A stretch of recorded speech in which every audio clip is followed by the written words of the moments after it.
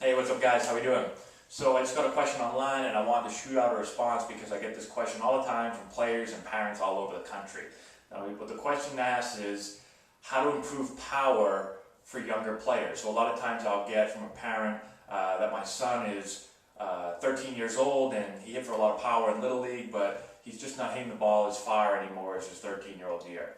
Or the same thing, I'll get all the way down to 8 and 9-year-olds and even up to high school kids. And it seems to be always the discussion or the question is always, we need more power, we need the ball to go further.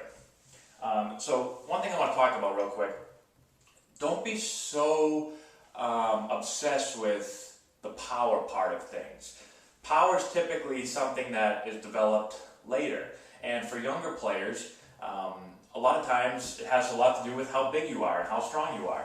So I'll work with a lot of kids that are really tiny and they say, I want to hit for more power, I want to be able to hit the ball as far as my older and my bigger teammates. And sometimes there's just not much you can do when you're 11 years old. Now there are parts of the swing that you can work on and we talk about them a lot. Go online, go to our other videos and check them out. And we talk about some things that will increase your power. But don't be so fascinated and so obsessed with always trying to just try to increase power and that's the only thing you're looking for. What I would be more concerned with at a younger age is developing a bat path that is going to make you more successful. So if you can improve your bat path, get your bat to stay in the zone longer, well, you're going to hit for more power, you're going to hit for better average just because you're giving yourself a better chance to make more solid contact. And that's the biggest thing. And then you can worry about the power. I get a lot of things. What should we do in the weight room? Young kids, 12 years old, what do I got to get my kid to do in the weight room? Should I get them to do this and to do that?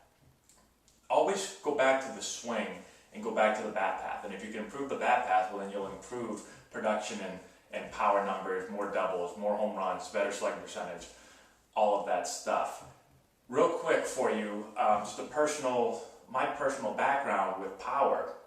When I was 12 years old in Little League, let's go back even further. My 10 and 11-year-old in Little League, I hit 0 home runs. I was known as a guy with not very much power. My next year, my 12-year-old year, I hit 20 home runs. So I went from 0 to 20, which obviously is a very big jump. And then I was known as the big power hitter, right? I was still pretty skinny, but just stuff started to click that year and I just started to turn more balls that were fly balls into home runs.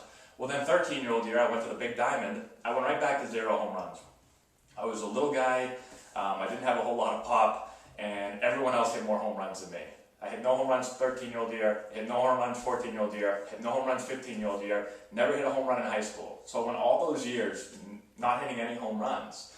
And then I went to college, and my first year I hit 2 home runs.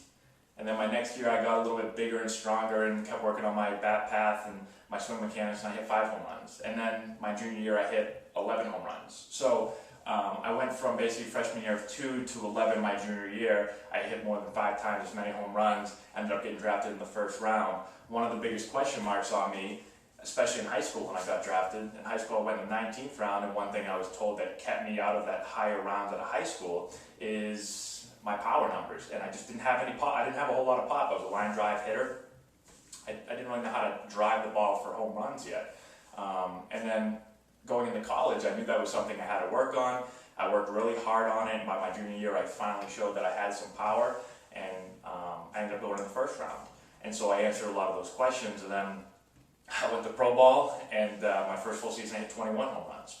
So power is something that will come later, and usually is the last thing to develop. If you talk to scouts or even college coaches, they'll tell you that power is usually something that develops later. It's usually the last thing to develop. So at 10 years old, 11 years old, 12 years old, even older, 13, 14, don't be so obsessed with power. Work on the swing. If you can work on the swing and give your son or give yourself a better swing mechanics, a better bat path, well then as you naturally get bigger and stronger, those doubles are going to turn into home runs. So hopefully this helps you out a little bit. If you have any questions, let me know. If you'd like me to take a look at your swing and try to help you with your bat path, give yourself a little bit better chance to stay in the zone a little bit longer, which will increase your bat speed and increase your power. Let me know. Go to our website, touchmyball.com. We do video analysis lessons on there. I'll check out your swing and give you everything you need. So let me know if you have any questions. Like the video, share it with your friends, subscribe to the channel, comment section below, all that good stuff. We'll talk to you later.